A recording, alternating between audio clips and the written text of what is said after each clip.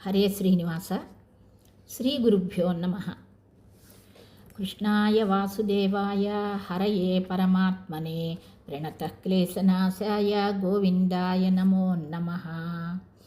సర్వమంగళమాంగళ్యే శివే సర్వార్థసాధికే శరణ్యే త్ర్యంబకే దేవి నారాయణి నమోస్తుతే. బుద్ధిర్బలం యశోధైర్యం నిర్భయత్వం అరోగత అజాడ్యం వాక్పటుత్వం చ హనుమత్స్మరణాత్ భవేత్. ఆపాదమౌళిపర్యంతం గురూణాం ఆకృతిం స్మరేత్ తేన విఘ్నాః ప్రణశ్యంతి సిద్ధ్యంతి చ మనోరథాః. శ్రీ సత్యప్రమోదతీర్థ గురుభ్యో నమః. శ్రీ సత్యాత్మతీర్థ గురుభ్యో నమః. ఈరోజు మనం వైశాఖ మాస మాహాత్మ్యము మరియు కొన్ని ముఖ్యమైన సూక్ష్మ ధర్మాలని గురించి మనం ఇప్పుడు తెలుసుకుందాం. ఈ వైశాఖ మాస మాహాత్మ్యాన్ని పరమాత్మ బ్రహ్మదేవుల వారికి చెప్పగా ఆ విషయాల్ని నారదుల వారు అంబరీషుల వారికి చెప్తున్నారు. ఇట్లా నారదుల వారు అంబరీషుల వారికి చెప్పినటువంటి ఈ విషయాల్ని సూతుల వారు సౌనకాది ఋషులకు ఉపదేశం చేశారు. ఆ విషయాలను గురించి ఇప్పుడు మనం చర్చించుకుందాం. వైశాఖ మాసం చాలా అద్భుతమైన మాసం. విశాఖ నక్షత్రంతో కూడిన పౌర్ణమి కలిగిన మాసం కనుక వైశాఖ మాసం అనే పేరు వచ్చింది. ఈ విశాఖ అనే నక్షత్రం అగ్ని సంబంధమైన నక్షత్రం కాబట్టి ఈ నక్షత్ర సంబంధం కలిగిన పౌర్ణమికి అగ్ని పూర్ణిమ అని కూడా అంటారు. ఈ మాసం ప్రధానంగా తాపాన్ని కలిగించే మాసం. శిశిర ఋతువులో రాలిపోయిన చెట్ల ఆకుల్ని మళ్ళీ చిగురింపచేసి నూతనమైన శోభని కలిగించే వసంత ఋతువు యొక్క రెండవ భాగం. సూర్య తేజస్సు అమితంగా ఉంటుంది. అందుకే ఈ మాసంలో సూర్యోదయం కంటే ముందుగానే స్నానం చేసి నిత్యకర్మానుష్ఠానాలను చేసి శ్రీ కమలాలయ మధుసూదన రూపి పరమాత్మ యొక్క అనుగ్రహం పొందాలి అని శాస్త్రం చెబుతోంది. ఆ కామ వై అనే 4 మాసాలు అంటే అంటే ఆషాఢము, కార్తీకము, మా అంటే మాఘమాసము, వై అంటే వైశాఖ మాసం. ఈ మాసాలు స్నానానికి ప్రధాన ఫలాన్ని ఇచ్చే మాసాలుగా చెప్పబడ్డాయి. ఈ 4 ఒకటైనటువంటిదే ఈ వైశాఖ మాసం. స్నానానికి విశేషమైన ఫలప్రాప్తి, పాప నివారణ, భగవంతుని అనుగ్రహం కలుగుతుంది. ఇంకా ఈ మాసాలలో అనేకమైనటువంటి వ్రత జప తపానుష్ఠానాలు చేస్తారు. ముఖ్యంగా సత్యనారాయణ వ్రతాన్ని చాలామంది భక్తితో ఆచరిస్తూ ఉంటారు. మాధ్వ సాంప్రదాయం ప్రకారం ఈ వైశాఖ స్నానం చైత్రమాస పౌర్ణమి నుండి వైశాఖ పౌర్ణమి వరకు చేస్తారు. ప్రతిరోజు అరుణోదయంలో లేచి సంకల్పపూర్వకంగా అవకాశం ఉన్నవాళ్ళు నదులు, జలాశయాలు, తటాకాలు మొదలైన వాటికి వెళ్ళి స్నానం చేస్తారు. అలా అవకాశం లేని వాళ్ళు వారి వారి గృహాల్లోనే చేస్తారు. ఇలా స్నానం చెయ్యాలి అనే సంకల్పం చేయటం వల్లనే పుణ్యం వస్తుంది. ఆ స్నానం కోసం నదులకు, జలాశయాలకు వెళ్ళేటప్పుడు ఒక్కొక్క అడుగుకు స్నానం చెయ్యాలి అనే సంకల్పంతో వేసేటువంటి నది కోసం వెళ్ళేటువంటి ఒక్కొక్క అడుగుకు కూడా 10,000 అశ్వమేధయాగాల ఫలితం వస్తుందిట. అలా అంత పుణ్యం వస్తుంది. ఇక అవకాశం లేని వాళ్ళు వారి వారి గృహాల్లోనే జలాభిమాని, తీర్థాభిమాని దేవతల అంతర్యామి అయినటువంటి ముఖ్య ప్రాణాంతర్యామి అయిన పరమాత్మ స్మరణతో స్నానం చెయ్యాలి. స్నానం వలన మన కంటికి కనిపించే ఫలితం ఏంటంటే శరీరం నిర్మలంగా ఉండి ఆరోగ్యం కలిగి ఉండటం. కంటికి కనిపించని ఫలితం అది అజ్ఞానంతో జన్మాంతరంలోనూ మరి ఈ జన్మలోనూ చేసిన అనేక పాపాల పరిహారం అవుతుంది. ఈ వైశాఖ మాసంలో ప్రతి ఒక్క రోజు కూడా అత్యంత పుణ్యదాయకమైంది. అందులోనూ పౌర్ణమికి ముందుగా వచ్చే 3 రోజులు అంటే వైశాఖ శుద్ధ త్రయోదశి, చతుర్దశి, పౌర్ణమి మరీ అధిక పుణ్యదాయకమైనవి. ఈ తిథులకు అంత్యపుష్కరిణి అని పేరు. వైశాఖ మాసం పూర్తిగా అన్ని రోజుల్లోనూ స్నాన, దాన, ధర్మాలు చేయటానికి అశక్తులైన వారు ఈ 3 రోజుల్లోనూ చేసినట్లయితే పూర్తిగా మాసమంతా చేసిన పుణ్యాన్ని పొందగలరు అని ఈ విధంగా శాస్త్రం చెప్తోంది. ఇంకా ఈ మాసంలో మరికొన్ని సూక్ష్మ ధర్మాలు ఉన్నాయి. అధికమైన ఎండలు, వేడి కలిగి ఉంటుంది కాబట్టి దేవతా ప్రతిమల్ని, శాలిగ్రామల్ని చల్లని నీటితో అభిషేకం చేస్తూ నీటి యందు ఉంచి పూజిస్తే బహుపుణ్యప్రదము. ఇలా పూజించిన వాళ్ళ శరీరానికి, మనస్సుకు కూడా భగవంతుడు చల్లదనాన్ని ఇస్తాడు. తులసి దళాలతో పూజ, గంధలేపనము, పానకము, ఫలరసాల సమర్పణ మొదలైనవి ప్రశస్తమైనవి. తులసి, అశ్వత్థ వృక్షాలకు నీళ్లు పోయటం రోజు, ఇలాంటివన్నీ కూడా పుణ్యప్రదమైనవి. ఈ మాసంలో చేయవలసిన అనేకమైన దానాలు కూడా ఉన్నాయి. జలదానం, ఉదకుంభ దానం, రాగి పాత్రలో శుద్ధ జలాన్ని దానం చేయటం, పానక దానం, మామిడి పళ్ళ రసము, నీళ్ల మజ్జిగే, పెరుగన్నం, అన్నదానం, వస్త్రదానం, పాదరక్షలు, గొడుగు, విసనకర్ర, ఇలాంటి దానాలు చాలా శ్రేష్టమైన ఫలితాన్ని ఇస్తాయి. అంతేకాదు, ఇది సంకల్పపూర్వకంగా తాంబూల దక్షిణలతో కూడినటువంటి ఈ దానాల్ని సద్బ్రాహ్మణులకు దానం చేస్తే మంచి ఫలితము. ఇది శాస్త్రం.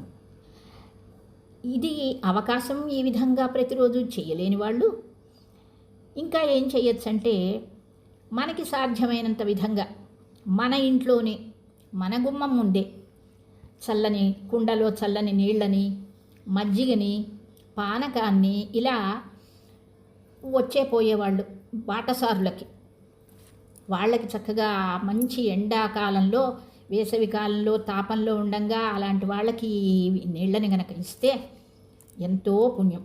ఎందుకంటే మానవ సేవయే మాధవ సేవ, జనసేవే జనార్దన సేవ అన్నారు. కాబట్టి వాళ్ళల్లో అంతర్యామిగా ఉన్న పరమాత్మ ఆ సేవని గ్రహించి అనుగ్రహం చూపుతారు. కాబట్టి ఇంతేకాదు, ఇంకా మనకి సాధ్యమైనంత విధంగా మన చుట్టూ ఉండే జంతు, పక్షి, ప్రాణులకు కూడా నీటిని అందుబాటులో ఉంచాలి. ఈ విధంగా చేస్తే ఎంతో పుణ్యప్రదం. ఇక వైశాఖ శుద్ధ ద్వితీయ, ఈరోజు కూర్మ జయంతి. వైవస్వత మన్వంతరంలో కూర్మావతారం జరిగింది. ఈ కూర్మావతారం, కూర్మరూపి భగవంతుని మహిమలను తెలిపేటువంటి పురాణ, ప్రవచన, శ్రవణం, పారాయణం ఇలాంటివన్నీ చెయ్యాలి. 10 రోజుల పాటు స్త్రీలు లక్ష్మీ శోభ అనే పారాయణ చేయటం వల్ల సౌభాగ్య లాభం కలుగుతుంది. శక్త్యానుసారం 10 రోజులు కానీ, లేనిచో 10వ రోజైనా కానీ బ్రాహ్మణ భోజనం చేయించి దక్షిణ తాంబూలాలతో సత్కరించాలి. ఈ విధంగా చేయటం వల్ల కన్యలకు మంచి వరుడు లభిస్తాడు. ఇక వైశాఖ శుద్ధ తృతీయ, దీన్నే అక్షయ తృతీయ అంటారు. సంవత్సరంలో ప్రసిద్ధి పొందిన 3.5 స్వయం వ్యక్త ముహూర్తాలున్నాయి. అవి ఏమేమిటి అంటే అక్షయ తృతీయ, విజయదశమి, ఉగాది, బలిపాడ్యమి నాడు అర్ధముహూర్తం అంటే సగం రోజు. ఇట్లా 3.5 ముహూర్తాలలో ఒకటైన స్వయం వ్యక్త ముహూర్తం కలిగింది అక్షతృతీయ దినం. ఈరోజు ఏ శుభకార్యాలు చేసుకోవాలనుకున్నా పంచాంగ శుద్ధి చూడవలసిన అవసరమే లేదు, అంత శ్రేష్టమైంది. ఈరోజు చేసిన స్నాన, దాన, జప, పూజ, పితృతర్పణ మొదలైన వాటి వల్ల అక్షయ ఫలాన్ని, భగవంతుని అనుగ్రహాన్ని పొందగలరు. ఈరోజు గంధోదకంతో నిండిన పాత్రలో ప్రతిమలను, శాలిగ్రామలను ఉంచి పంచోపచార పూజలతో పూజించి తరువాత పీఠంలో స్థాపించాలి. అట్లా పూజించినటువంటి ఆ గంధోదకాన్ని గృహంలో అందరూ తాము మరియు అన్ని వస్తువుల మీద ప్రోక్షణ చేసుకున్నట్లయితే రజస్వలాది దోషాలతో కూడిన అశుచి, మైల పరిహారం అవుతుంది అని శాస్త్రం చెప్తోంది. ఈ అక్షయ తృతీయ రోజునే జమదగ్ని రేణుకల తనయుడుగా, పరశురాముడుగా భగవంతుడు అవతారం చేసిన రోజు. వామనమూర్తి అనుగ్రహంతో దేవేంద్రుడు బలిచక్రవర్తి వశమైన తన రాజ్యాన్ని తిరిగి పొందిన రోజు. త్రేతాయుగానికి ఆరంభమైన రోజు. ఇంతటి శ్రేష్టమైన అక్షయ తృతీయ నాడు లక్ష్మీనారాయణుని శ్రీచందనంతో అలంకరించి గంధ, పుష్ప, ధూప, దీప నైవేద్యాలతో పూజిస్తే శ్రీహరి సంతుష్టుడై తన మందిరమైన వైకుంఠాన్ని ఇస్తాడు. ఇక తరువాత ఈ మాసంలో వైశాఖ శుద్ధ సప్తమి. ఈరోజు గంగోత్పత్తి, గంగా పూజ.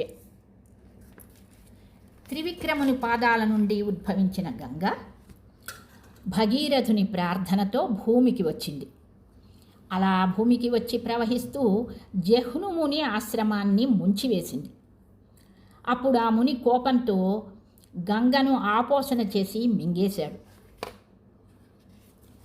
అందుకే గంగకు జాహ్నవి అనే పేరు. మింగిన తరువాత భగీరథుడు మళ్ళీ ప్రార్థన చేయగా తన యొక్క కుడి చెవి నుండి గంగను వదిలాడు.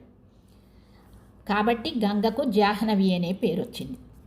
ఈ విధంగా గంగకు పునరుత్పత్తి అయినటువంటి రోజు ఇది, వైశాఖ శుక్ల సప్తమి దినం.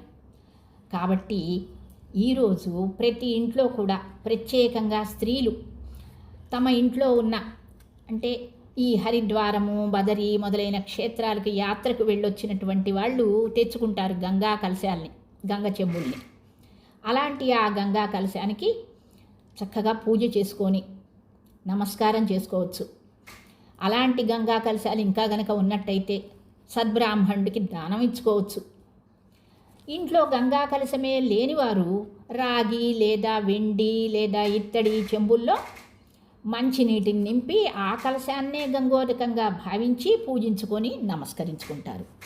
ఇది గంగా అవతరణకు సంబంధించిన విశేషమైనటువంటి కార్యక్రమం. ఇక ఈ వైశాఖంలో శుద్ధ దశమి, శ్రీనివాస కళ్యాణం. శ్రీనివాసుడు పద్మావతిని వైశాఖ శుద్ధ దశమి నాడు పరిణయం చేసుకున్నాడు. భక్తులందరి కష్టాలు తీరి లోక కళ్యాణం కోసం మాంగళ్యం తంతునానేనా జగజ్జీవన హేతునా అని చెప్పి కళ్యాణం చేసుకున్నాడు. కనుక శ్రీనివాసుని వివాహ మహిమను వైశాఖ శుద్ధ పాడ్యమి నుండి కానీ లేదా అక్షయ తృతీయ నుండి కానీ మొదలుపెట్టి దశమి వరకు నిత్య పారాయణ చేసి సమాప్తి చేయాలి. ఇట్లా చేయటం వల్ల అవివాహితులైన వారికి వివాహం, సంతానం కోరేవారికి సంతానం, మనస్సుకు ప్రశాంతత, శ్రీహరి భక్తి, జ్ఞానం మొదలైన పురుషార్థ ప్రాప్తి కలుగుతుంది. వైశాఖ శుద్ధ చతుర్దశి. ఈ శుద్ధ చతుర్దశి శ్రీ నరసింహ జయంతి. సప్తమ స్కంధ భాగవతంలో తెలుపబడిన భక్తుడైన ప్రహ్లాదుణ్ణి అనుగ్రహిస్తూ జడ పదార్థమైన స్తంభం నుండే ఆవిర్భవించిన నరసింహస్వామి దుష్ట శిక్షణ, శిష్టరక్షణ చేసిన పరమాత్మ. ఈరోజు సప్తమ స్కంధ భాగవతం, నరసింహ పురాణం, ప్రహ్లాద చరిత్ర మొదలైనవి శ్రవణం చేస్తే ఎంతో పుణ్యం. వైశాఖ శుక్ల త్రయోదశిలో వ్యాసావతారం జరిగింది కనుక వ్యాస జయంతి అని పిలుస్తారు. వైశాఖ శుక్ల పూర్ణిమను వ్యాస పూర్ణిమ అని ప్రసిద్ధి. వైశాఖ పూర్ణిమ నాడు అర్ధనారీ వ్రతం అని స్త్రీలు చేసే వ్రతం ఉంది. ఈ రోజున ఏ స్త్రీ అయితే అపూపములు మరియు పాయసాన్ని తయారు చేసి బ్రాహ్మణులకి తినిపిస్తుందో ఆమెకు యశోవంతులు, కీర్తిమంతులైన పుత్రులు జన్మిస్తారు. పుత్రార్థులై స్త్రీలు చేసే వ్రతం కనుక దీనికి అర్ధనారీ వ్రతం అనే పేరు వచ్చింది.